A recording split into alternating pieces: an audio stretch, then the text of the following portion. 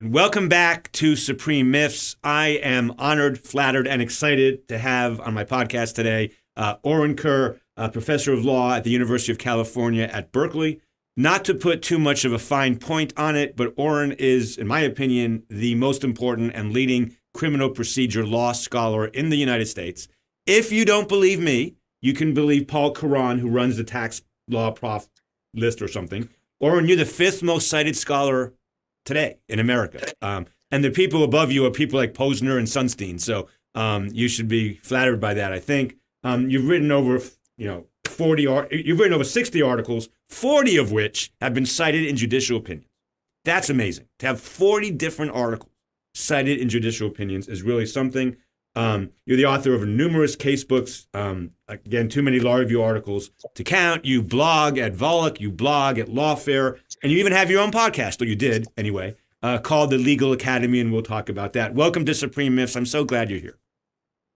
Eric, it's delightful to be here. I've been a frequent listener of the show, and I've loved it. And we've messaged a little bit about how much I love the show and have since the beginning. And so I was delighted and flattered to be asked. And as for the metrics you mentioned, if arbitrary, meaningless metrics work my way, I'm prepared to accept that as deeply profound insights into the nature of the world. Sure, why not? I'm only doing this podcast because of you. It's really true. You started the Legal Academy podcast during the darkest times of COVID, I think. And I thought they were great. And I listened. I told you that. I listened to all of them. And I wasn't ready to start mine until I could figure out how another law professor did it. I have different style. We have different styles, obviously, but I really admired it. And frankly, honestly, I wouldn't be doing this. One more quick personal story. Your dean, Orin Kerr, is a dear personal friend of mine and has been for decades. And I was in San Francisco a few years ago, about 3 years ago. And I hadn't been there in a long time. And I hadn't been to Berkeley in a long time. This is about 6 months after he became dean, something like that. And it was about 50 degrees in San Francisco. My wife and I were freezing. And she was going off to do a work thing, and I was going off to have lunch with Erwin. So I got on the BART. I got on the BART, and I went out to Berkeley. And when I left San Francisco, I was wearing a coat, and it was freezing. And I came out of the subway, and it was like 75 degrees and sunny, and it felt like I was in paradise. And then Erwin gave me a tour of the school, and I'm like, I started at Georgia State 30 years ago. I'm going to finish at Georgia State. I've never wanted to leave. If there was a law school in the country that could tempt me, it would be Berkeley. What a place to be. Are you enjoying it? It's lovely. I mean, I have to say, pre-pandemic Berkeley was better than pandemic Berkeley. Yes. So I had a few months before everything shut down, and since then, it's been a lot like being stuck in a room for the last year. So, it's a beautiful place, and Berkeley is just a fun town, and the weather is amazing. So I feel very, very blessed to be here. The very first thing I asked Erwin was, how do you like being here instead of at UC Irvine, where he was dean before? And he said, I love it. It's fantastic, except for one thing. And I said, what's that? He said, it's freezing all the time. And I said, freezing? It's 75 degrees. What are you? And you're from Chicago. Anyway, all right. So I'm going to announce at the outset that I know very little about the 4th, 5th, 6th, and 8th Amendments. I know a little, but you're one of my guests. Usually I have con law people on and I can hold my own. I am not going to try to hold my own. I don't know much about criminal procedure. So my first question to you, and people who know me and my work will understand why I'm asking this. Where does text and history come in? How should judges deal with text and history in let's say Fourth Amendment, search and seizure cases? How should they do that? Is that too broad a question? Is it a dumb question? No, it's not a dumb question at all. Let me narrow it a little bit, because if we're talking about what lower courts should do, what judges could mean a lot of different judges. Yes. And lower courts, I'm of the view that lower court judges should not be theorists. They just read the Supreme Court's cases and follow whatever the Supreme Court wants. Right. And if the Supreme Court has done something wrong, that's not a lower court judge's problem. And so all those grand theoretical questions, I think just lower court judges should not be playing in that sandbox. Okay. In terms of what a Supreme Court justice should do, I think the history and the text of the Fourth Amendment are really focused on a set of problems that are no longer in dispute and no longer really the focus of anything. And that was whether the government should be able to get general warrants. So this is really the history of the Fourth Amendment. Back in the 1750s, 1760s, the king's officials were getting these warrants that said we can kind of go anywhere and look for anything. And then the king's officials would go and break into people's houses and just go house to house to house and take anything. And a couple of judges said, you can't do that. To break into someone's house, you need to have some sort of warrant that's, about where you're going and what you're looking for. And the colonists love this idea and this idea that you should limit the government's power to search and break into houses and take things away was very popular. And so the Fourth Amendment is very much focused on general warrants. And today we're concerned much more with other questions, because today, first of all, we live in a world where police exist. There was no policing as we know it in the 18th century. And the problems that we deal with today are so different from the problems that were animating the enactment of the Fourth Amendment that the text and the history usually can't resolve the kinds of questions that you want to have answered today. And an interesting example of this is the remedy for Fourth Amendment violations. The Fourth Amendment says nothing about the remedies. Zero. It's written in no warrant shall issue. The right shall not be violated. Nothing about what if it is violated. Right. And so that creates a puzzle. What do you do? What should the remedies be in a world where suddenly you have police officers everywhere? And what should the goals be? And the text and the history, I don't think really can answer those questions. And there's a lot. We now have a lot of originalist judges sort of trying to make sense of the Fourth Amendment. And I think there's a lot of efforts to take steps which are trying to make more of the history than we actually have. Right. That makes total sense to me. Would people like Randy Barnett and would diehard originalists like Mike Rappaport and Randy Barnett and other people, would they agree that the history is really not helpful in most of these cases? I don't think they write about those cases, frankly. So I don't know if they thought about it, but I would. But do you think they would carve it out as well? I don't think they would have a strong view, because I don't think they have studied it that closely enough to say. But relating to this, I have an article that's forthcoming. It was just accepted this past cycle, called "Cats as Originalism." This is the Cats Reasonable Expectation of Privacy test. Yes. And you have Justice Gorsuch and Justice Thomas ripping cats, and Justice Scalia did that before then. This is basically a made-up 60s Warren Court kind of it's not real law. We need to go to the real law test. And I argue that basically almost nothing is known about what the original public meaning of searches and seizures going back to 1791, and that you can actually understand cats as very much an effort to try to answer what the constitutional text means, and you can just frame it as an originalist question, and sort of everyone's happy. The originalists have it as a textual matter, and the people that don't want precedent, they like that because it's not really deviating from precedent. And so I think there's symbolic battles being fought, but I don't think they play out a lot in terms of different rules when it comes to Fourth Amendment law specifically. Can we go back to 1791 for a minute? And this question is going to display my ignorance on this topic, but I assume the Fourth, Fifth, Sixth, and Eighth Amendments, like all of the Bill of Rights, were not meant to apply to the states at first, right? Right. Yeah, I think we can accept that as correct. So it's interesting. They were really against general warrants, and they didn't like them and all that. But really what they were worried about was the tyranny of the federal government. They weren't worried about their own state governments because they didn't, or maybe it was state constitutions had their own provisions. Is that what's going on there? Yeah, exactly. So with the Fourth Amendment, with prohibitions on unreasonable searches and seizures, you start the Massachusetts Bill of Rights and Virginia's Declaration. I forget the exact term, the Declaration of Rights or Declaration of Liberties or something like that. And you have of the colonies, most of them have equivalents to the Fourth Amendment. And then actually the drafting of the federal Fourth Amendment, it's you can see they sort of picking and choosing pieces of the pre-existing constitutional text at the state level. And no, there's no sense that they're really sort of trying to do anything new or that these are understood to be all that different. I think it's more that there was a tradition that was then pretty fresh in the minds of the colonists at the time. And it was kind of that thing. We want that too for this government. So it was not really thought to be an innovation. It was doing what the states were doing. That makes total sense to me. I didn't mention this earlier. You have a huge presence on Twitter. I think you have 95,000 followers or something. But you were talking the other day about border searches and what we should do with computers at border searches. But leaving aside border searches for the moment, I'm assuming part of the reason we intuitively think that originalism can't help us too much, they didn't have the equivalent of computers. I mean, we can try to make some analogies, but they're not, my iPhone has more information than I ever had in any physical space in my life prior to getting an iPhone, for example, and my computer has even more.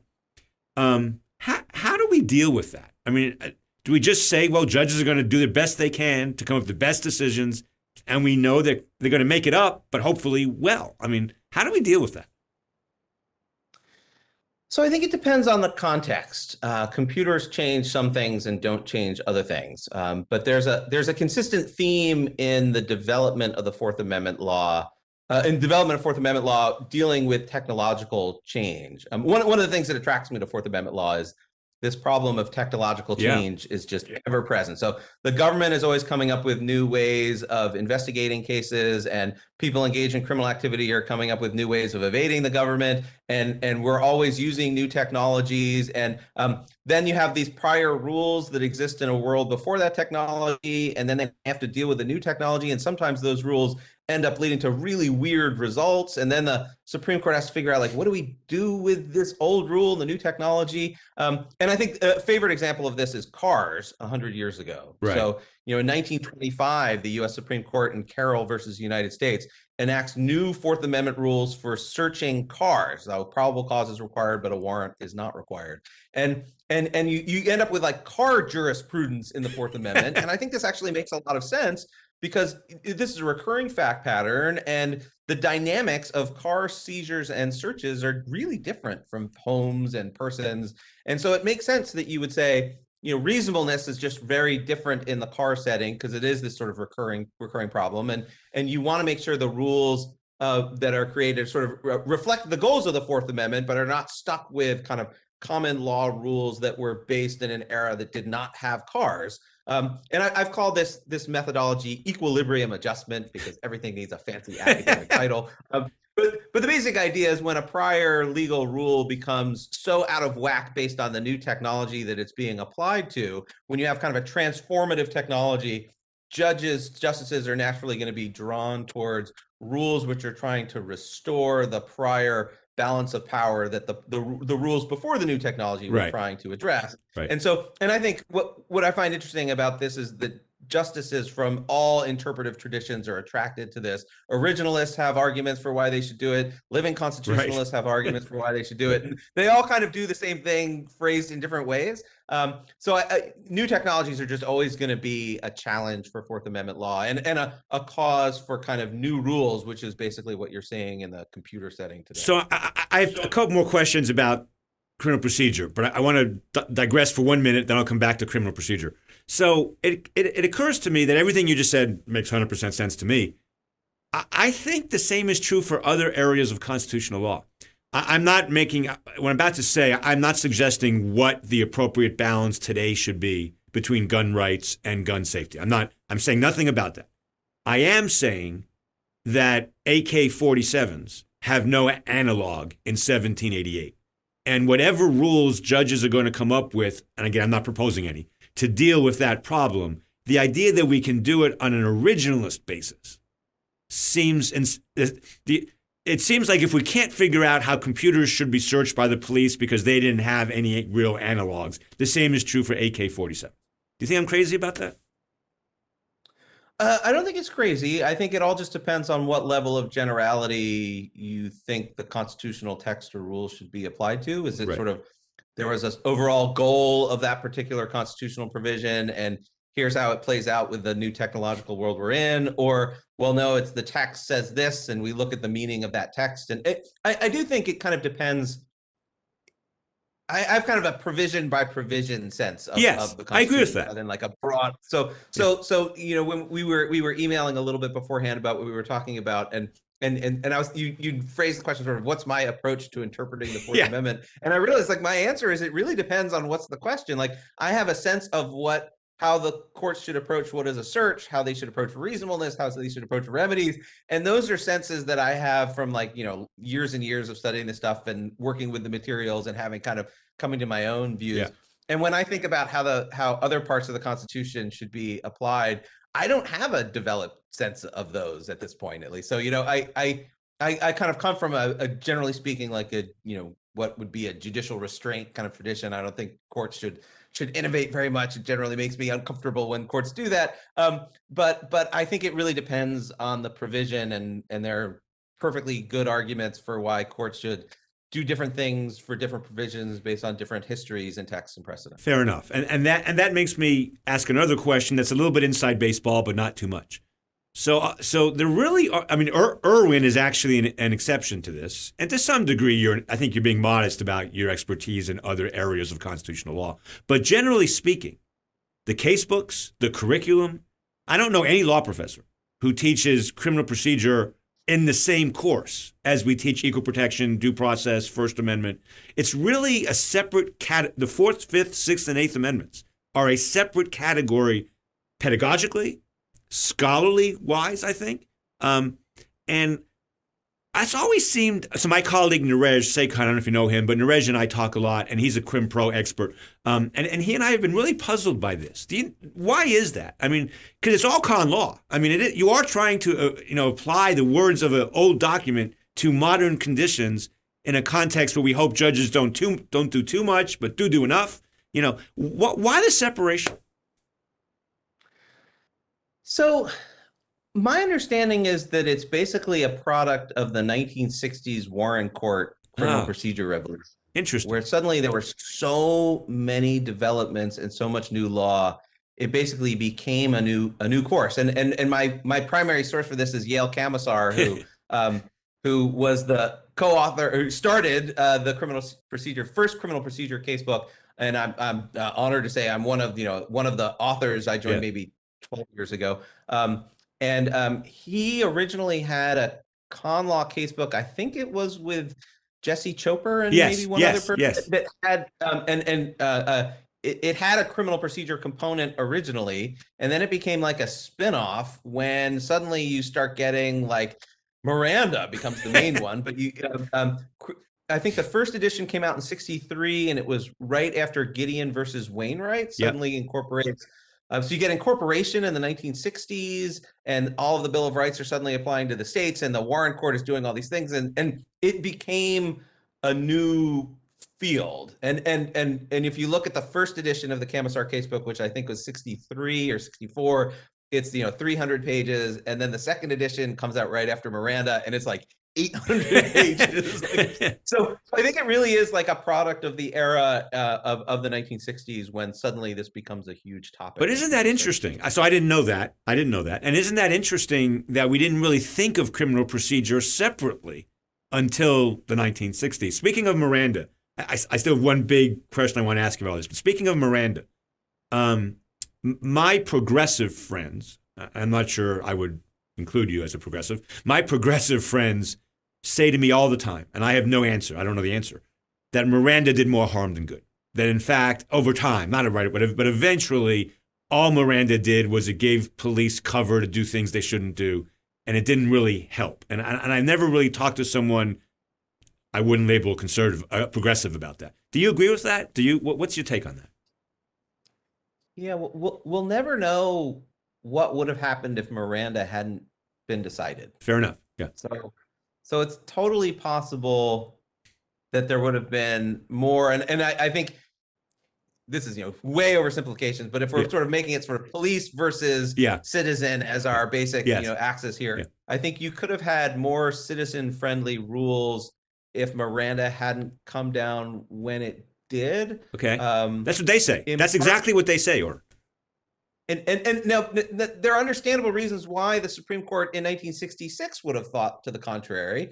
But I think history has shown that that's really a mixed bag, especially because Miranda comes down 5-4, and then you get a sequence of Supreme Court justices that don't like Miranda very much and are interpreting it narrowly for the most part. I mean, it's 50 or 60 cases or more than that. So it's hard to generalize. But generally speaking, today, Miranda has been interpreted relatively narrowly compared to the original decision.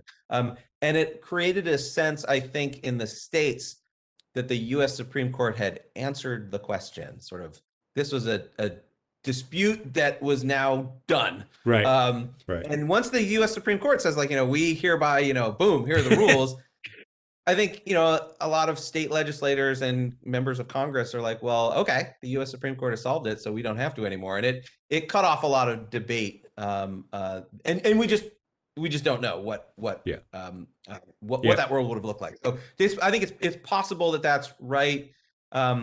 Probably not. That impact probably wouldn't have been the case in the 20 years after Miranda's decided. But one consequence of Miranda's that we're sort of, it's there, and it's now 55 years old. It may just sort of always be there, and it's going to have this life that goes on decades past when the Warren Court says, let's try this. Right. And the current Supreme Court is not kind of a, hey, let's try this out for size and see where it goes kind of attitude. So your friends may be right that was in the end, at least in retrospect, something that maybe didn't pan out. Yeah, it's kind of a shocker, to those of us who don't study this, because I always kind of assumed before I started law teaching that Miranda was a good thing and that it helped. It was a very pro-defendant type of thing. But I have a lot of friends who don't think that. You said at the very beginning of this that I asked you how Fourth Amendment cases should be decided, and you distinguished between lower court judges and Supreme Court judges. I want to go back to that for 1 minute. So if the legal standard for anything, whether it's torts, criminal law, whatever the issue is, reasonableness, unreasonable searches and seizures are prohibited, reasonable searches are not prohibited. How much is grand theory and how much is on the ground? I mean, when you said grand theory, is there a lot of grand theory? But it seems so fact-based to me that we would expect lower court judges to play the predominant role in fleshing this out, because theory is not going to answer the question, what is reasonable, what is unreasonable. Is that a fair diagnosis? I think not all reasonablenesses are created equally, if that makes sense.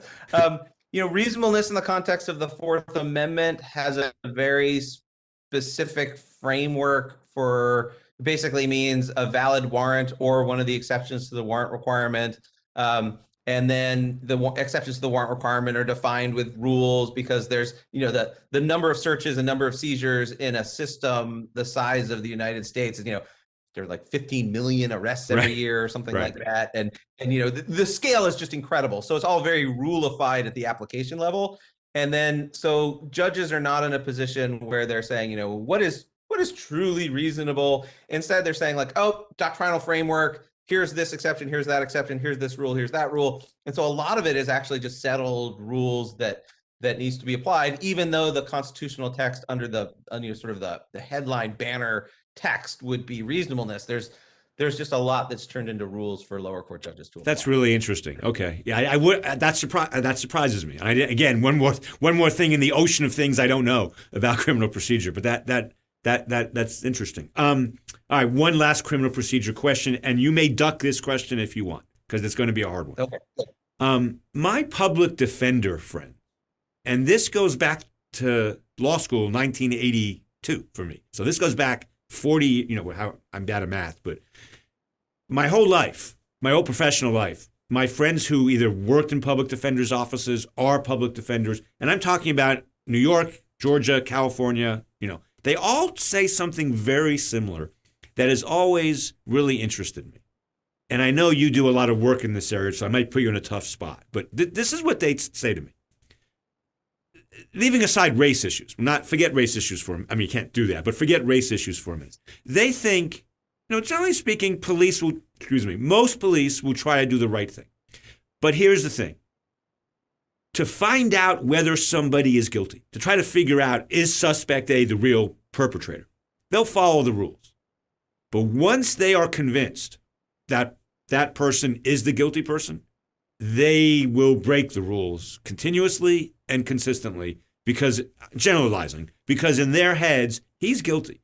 And technicality should not get in the way of us putting that murderer, rapist, arsonist behind bars.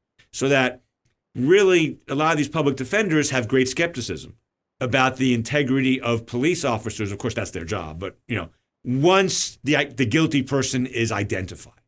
Do you have any thoughts about any of that?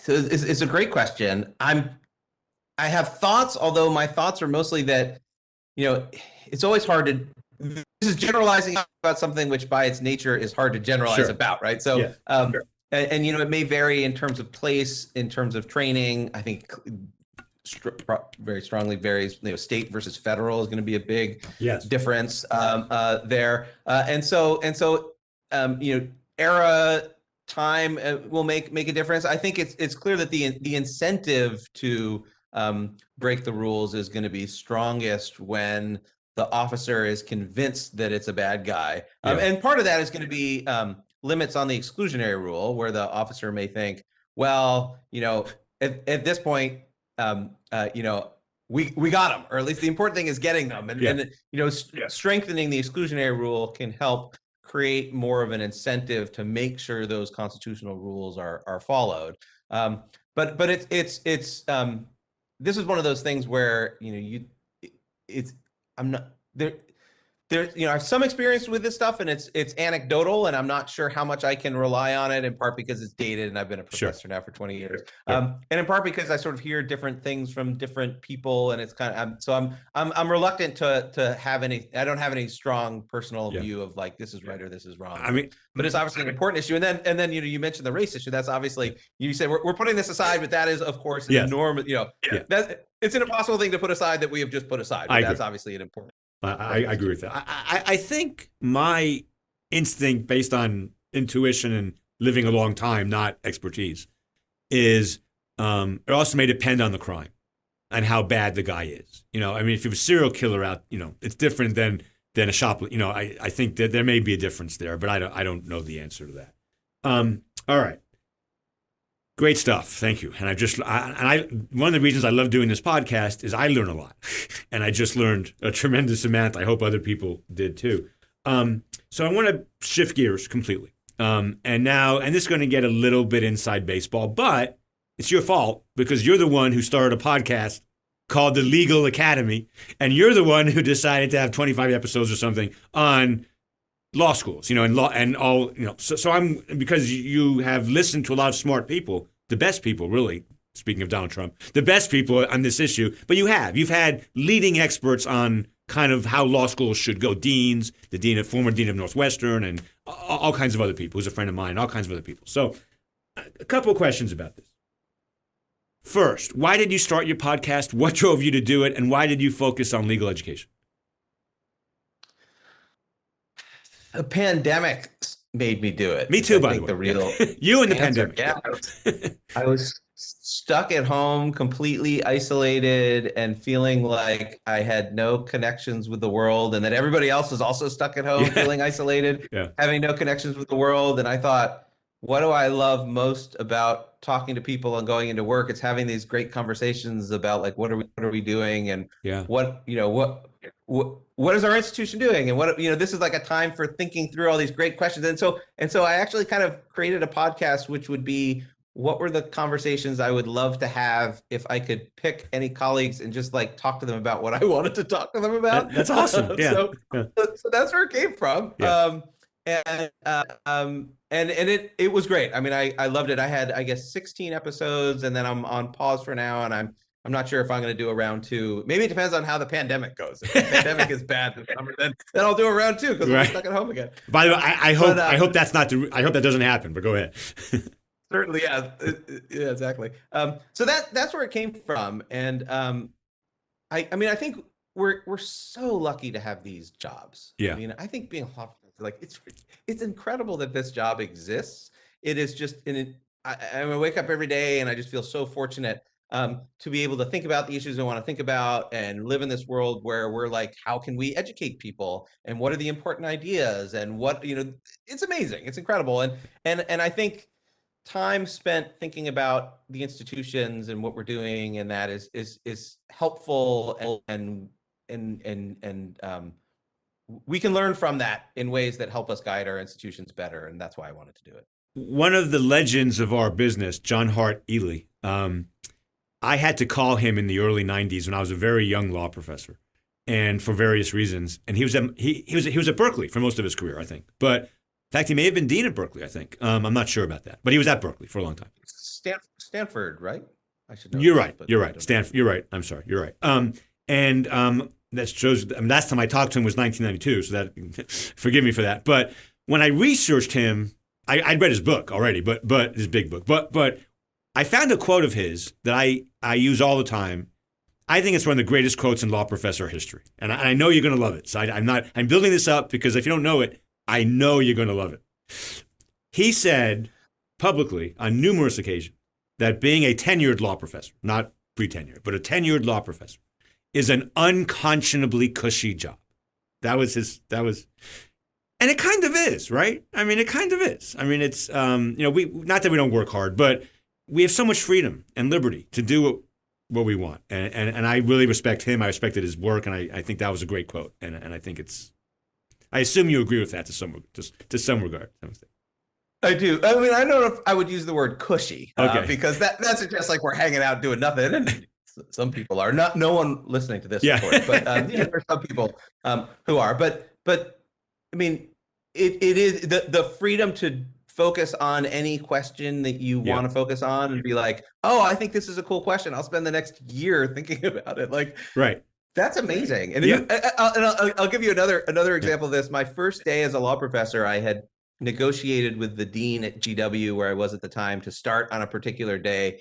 And, it's the day I start the job and I overslept. I set my alarm for like 8 p.m. instead of 8 a.m.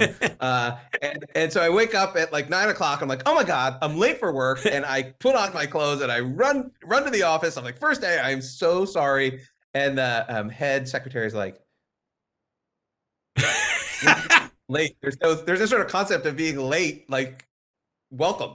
And I was like, I'm gonna love this job. And it's not that we're not working; it's that you can work whenever you want and whenever it inspires you. I mean, it's incredible that this. The way I'd put it early on is, I can't believe this job exists in a market economy, and then of course that raises the question of whether it is a market economy. Yes, I agree with that. My second year, I was assigned some committee work for something, and I was handling it in a certain way. And a professor who had been here for a long time, he's retired now, knocked on my door and said, Eric, on this committee, what are you doing? And I said, well, I'm trying to do this and this and this and this and this. I said, what are you doing? This isn't a law firm. Relax. and I wasn't sure how to take it, but I'll never forget it. He was like, this is not, I worked for Gibson Dunn for a while. This is not Gibson Dunn. This is different. And I thought that was interesting. Left field question. You did 16 podcasts with really great people. What's one of the most surprising things you learned? I thought that the episode that maybe I learned the most from was from Emma Kaufman, who's an absolutely fantastic new professor at NYU, describing her experience on the entry-level market. And she was an amazing candidate and had just it was sort of an insight into the entry-level market that didn't exist in the same way when I went on the entry-level market 20 years ago, when it was much more haphazard, and it was like, you filled out the form and you drafted an article and you just sort of like, hi. And so that I thought was incredibly interesting. And I've heard feedback from folks that have listened to the podcast that are interested in being a law professor, that was the one that they also kind of gravitated to, because it was an insight into a process that you don't hear. And this was also part of the agenda of the podcast that I had, which is so much of law professor knowledge is specialized insider knowledge in terms of like what you should do, how do you get a lateral offer, how do you go on the entry level market, all those kinds of things. You need to know people to really sort of, or at least traditionally, you need to know them to really benefit from it. And I love democratizing insider knowledge to sort of spread, take away the insider advantage and let everyone know here's how it works and put everybody on the same playing field. so that it's not just, the person who graduates, editor-in-chief of the Yale Law Journal and clerk for the Supreme Court and goes to Akhil Amar or something and says, what should I do? Who gets the benefit of that? We all get to hear what Akhil Amar has to say. And so that was part of that agenda. And that episode in particular, I thought worked. Yeah, I thought that was great. I thought she was great. I think I'm about 10 years older than you, give or take. When I went on the market in 1991, I went on, as a Emory College, Vanderbilt Law School, 11th District Court, 11th Circuit clerkship, Gibson Dunn, Department of Justice. I have no chance of getting a job today. None. Almost none. I had published. I had one article accepted for publication. Believe it or not, on parochial school aid, and I was defending a very conservative position on parochial school aid. But leaving that aside, I've been hiring for 30 years at Georgia State. It's the thing I do the most for my school. Emory and Vanderbilt, which are great universities, not good enough. Not today. And I know you know this. So Adam Feldman and I wrote a piece for the Journal of Legal Education, and I want to get your opinion about this. 94.8%. So let's call it 95, because I can do that. I can do that math. 95% of professors at the U.S. News top, it's actually 11 ranked law schools because there was a tied for 10th, come from the top 10 law schools. 95% of those with American law degrees. That struck us as very bad and very strange, because what it does mean is the LSAT determines your career, because you don't get into Harvard, Yale, Stanford, Columbia, Chicago, Berkeley without doing really well on the LSAT. You just don't. And we thought, and then that has all kinds of class implications, race implications. I'm curious what you think about that. So I read your article and I think it was terrific. I think I emailed you afterwards about how much I liked it. I mean, so there's an understandable to an extent, reliance on proxies in hiring, just given the scale of how large, how many people there are, and there's a lot of sort of like, oh, I see a certain prestige marker, whether it's a clerkship, whether it's a JD institution, whether it's a publication in a certain journal. There's sort of like, in going through a resume, you can do it in 5 minutes instead of an hour if you just rely on proxies. Right. And I get that, but I think legal education, we don't need to rely on proxies when we're hiring law professors. Right. I think I get it at the entry level law firm hiring, where a firm might get like 2,000 applications for 2 spots or something like that, and they really have no idea who's good, and it's really hard to figure out. When it comes to law professor hiring, the school's going to have like 2 or 3 papers, and some some references, and you can like read the papers, like actually see whether the work is Imagine good. that. And I think the reliance on proxies, given how sort of bespoke legal academic hiring is really troubling. And it's, I think it's a mixture of tradition and snobbiness and just laziness, but I think we'd all be better off. And I love when looking through resumes, when you find somebody whose work is awesome and they don't have elite credentials, and especially credentials that maybe like 20 years earlier or 30 years, like a long time ago. I think, here's someone who's just really, really good. Right. And I'm more enthusiastic if they don't have those credentials, because it means like they've gotten there through talent and through ability and through working hard, not through an admissions decision when they were 21 years old or something. Right, exactly. Or the LSAT, which really has no resemblance to anything that law professors should be good at or anything else. So I'm very close friends with someone who's now retired, but was Gibson Dunn's Washington, D.C. hiring partner for decades. And if people don't know, Gibson Dunn in D.C. is where Ted Olson works, and Scalia's son either worked there or works there, and it's a very prestigious place to be. And for many, many years, they would not hire anybody from any law school not ranked in the top 15 or 18. Vanderbilt barely made the cut. I mean, I made the cut by one slot.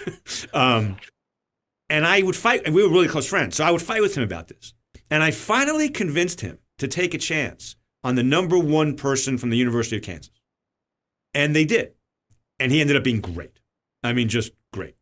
And once that happened, they then generally speaking, Gibson doesn't only hire Harvard, Yale, Stanford. But they will, from time to time, find someone special who didn't go to those schools.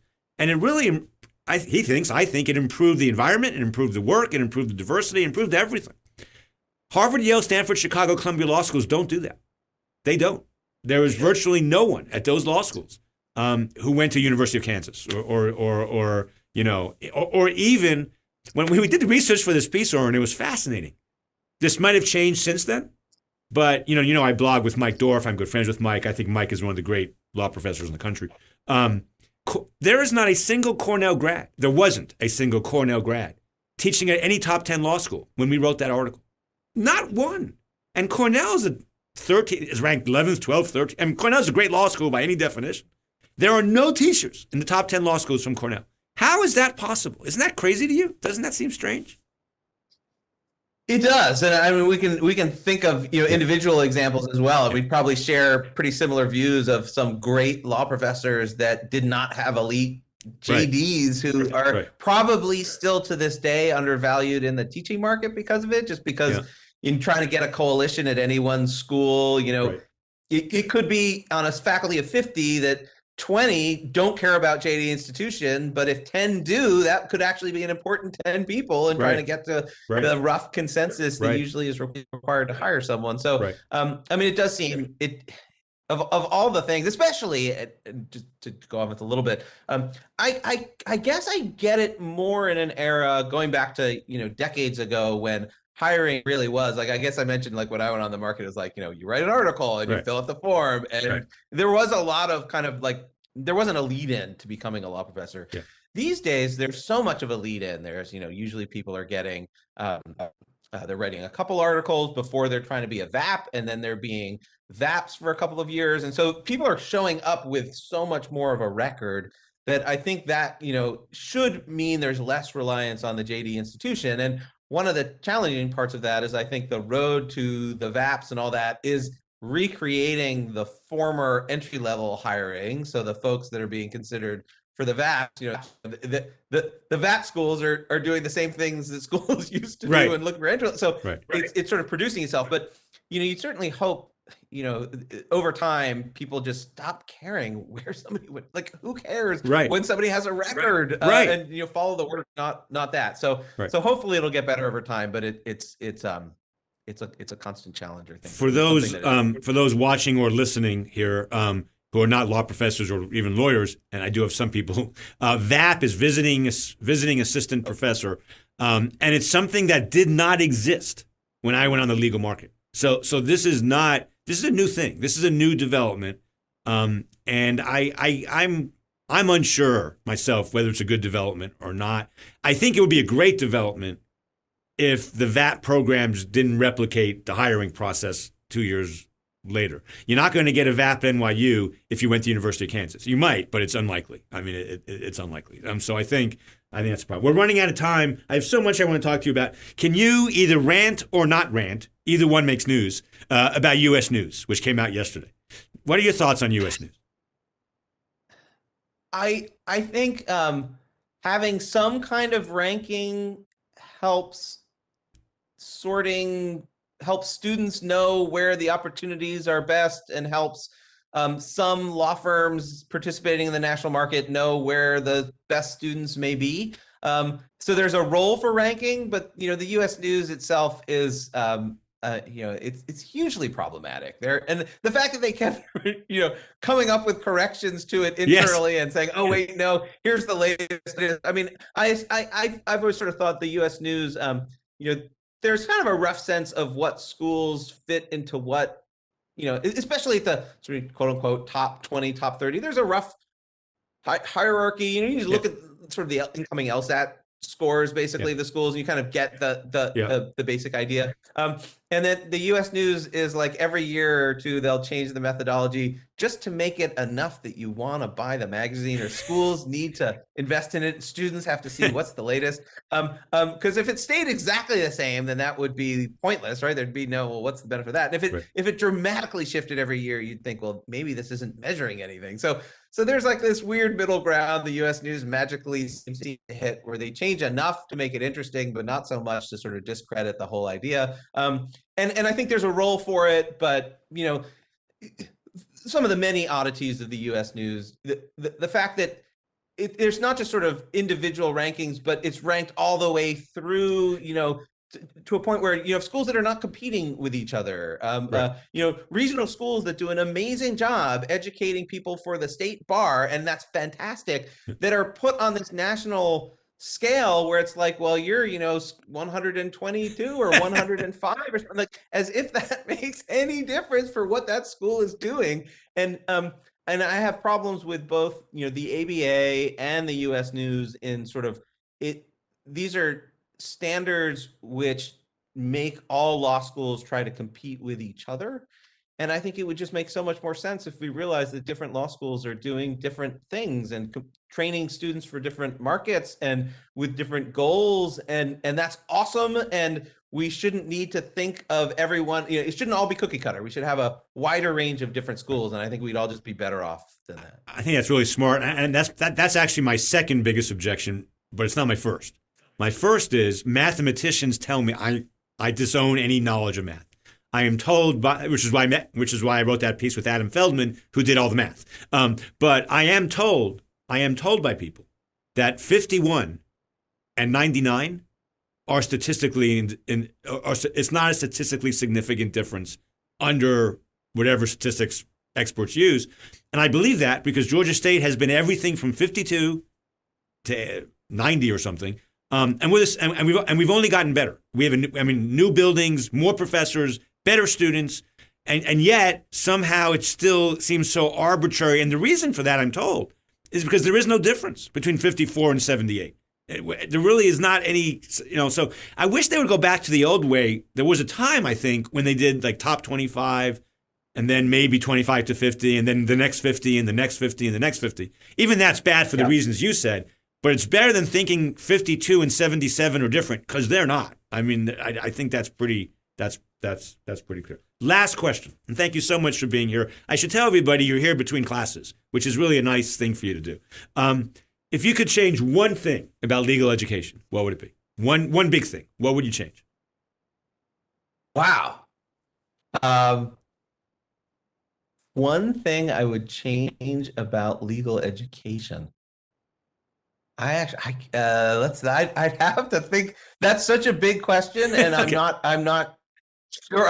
My mind is being blown as I'm listening to this of the different things. Okay, a small thing. If you could really change like anything, a small thing. I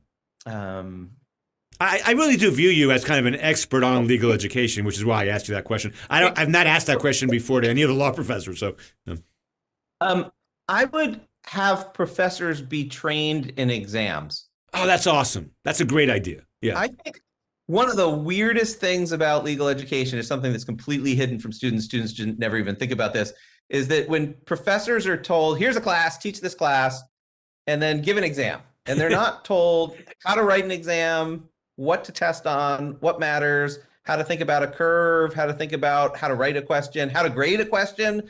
What are the different ways of grading? How do you really assess students based on what are you trying to measure, first of all? And how can you accurately measure this?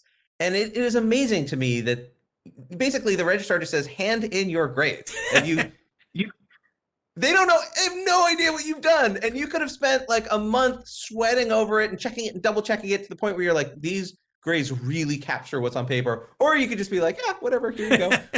And there's, in my experience, a lot of variation in professors in terms of what they do. Yeah. And it's amazing to me that this is never questioned or looked into. Everyone just, that as soon as the exams are handed in, it's like it's done. And I saw there's a paper, I think Adam Chilton is one of the co-authors at Chicago, who's terrific. A paper on different grading of different professors. I have to read this paper. It's on my to read file. Apparently they found that actually some professors do have really good grading, reliable grading, and others have more sort of random grading. And that's one thing that I think, grades are incredibly important. And depending on the school and depending on the market it all varies, but grades are important because it determines students' opportunities. And I wish we spent more time making sure the way we determine students' opportunities is reliable and thoughtful and real, even if professors don't get any credit for it. It's so important. I wish we could. It's a great answer. I have a colleague, Andy Curcio, who has spent much of her career